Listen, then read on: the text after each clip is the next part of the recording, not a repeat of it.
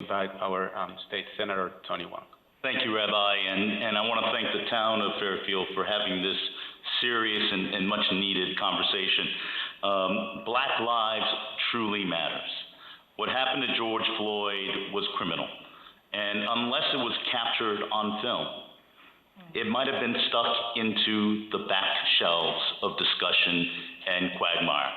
So with that said, what I saw in the powerful protests, the peaceful protests that occurred in Connecticut, credit needs to be given to the participants as well as the town leaders and law enforcement for creating that opportunity, which is one of our basic fundamental rights in this country.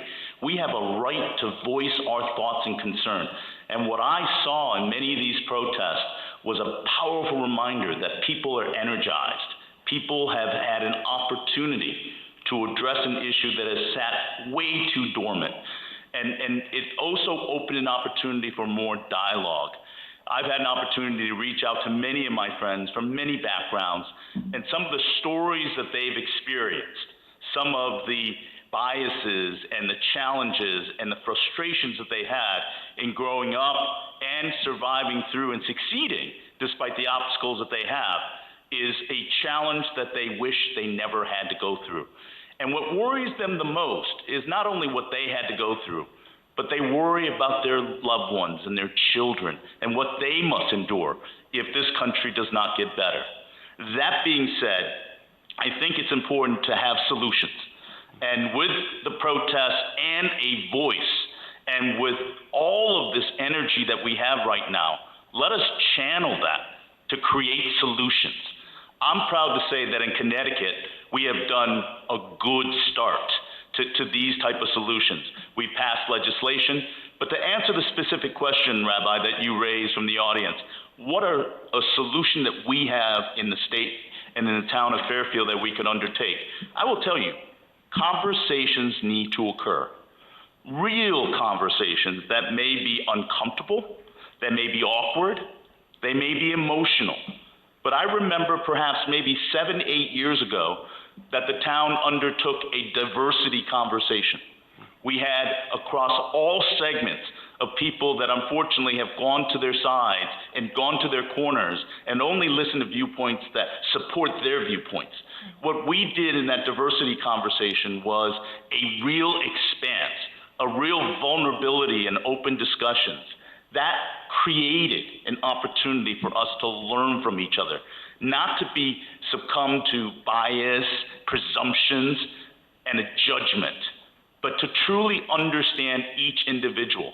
I'm reminded of the words of Martin Luther King in his famous "I Have a Dream" speech.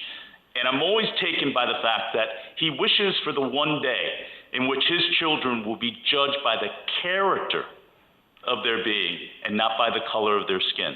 So to answer your question, one such matter that we can undertake in this town and to start through that task force is to compile a unique set of differing ideas, differing viewpoints. It may be awkward, but I remember one of the points that were being said in those dialogues. We need to learn from what we're not comfortable with. We need to be confronted with realities that exist that we have shied away from. And that is a necessary conversation. And unfortunately, far too many times we go to our corners, we go to our comfort, we go to the same people that believe in the viewpoints that we believe. The way we grow, the way we become a better society is when we exchange, share, and truly care. So thank you. Thank you, Senator. Next, I would thank you, and it is good to listen. And as mentioned earlier, I do get tremendous dialogue. With the quarantine, I've had the great pleasure of many dinner night table discussions with our children, 25 and 21. And we continue to have the dialogue, and it's refreshing. And what I've learned is the fact that no one is perfect. But if we can all strive to learn and continue that journey, that's part of the process. And it's important to remember as we go through this dialogue, no one is perfect. But we have as humans a capacity for tolerance, the capacity for learning, and that's very important. And I want to focus on the fact that it's we should be looking at a person-centered judgment. You know, we should look at not judging people because they're good or bad, but we should judge based upon what they do is right or wrong. That's a real simple process, but it's a simple and powerful way of moving away from our biases and looking at fact-based analysis. Black lives do matter. And when you talk about that as a poignant matter, as Representative Farnan discussed earlier, as a challenge in that dialogue, we have to understand there's tremendous historical and institutional biases and embedded history in regards to Black lives in America. When we look at the highest achievement gap, when we look at the challenges in every aspect of our history, Black lives do matter, and it is an important part that we need to clearly address. But I would offer to Nancy and to the town leadership as you embark on this task force and looking at addressing the systemic issues that we cannot forget to include in the discussion. The various groups in regards to multiple other races, religion, our young people whose voice has been so powerful, gender, orientation, socioeconomic stratas, ageism.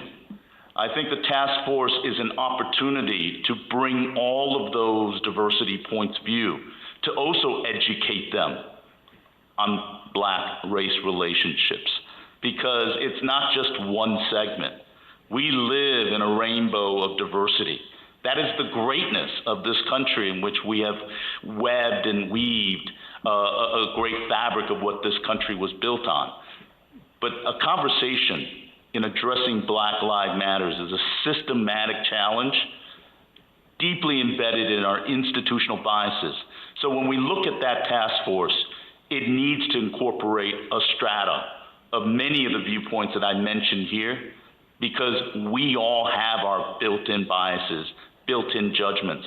And truly, when we have an opportunity to have an airing of these kind of discussions, can we truly be open and learn and care about each other? Thank you, State Senator Hwang. Captain.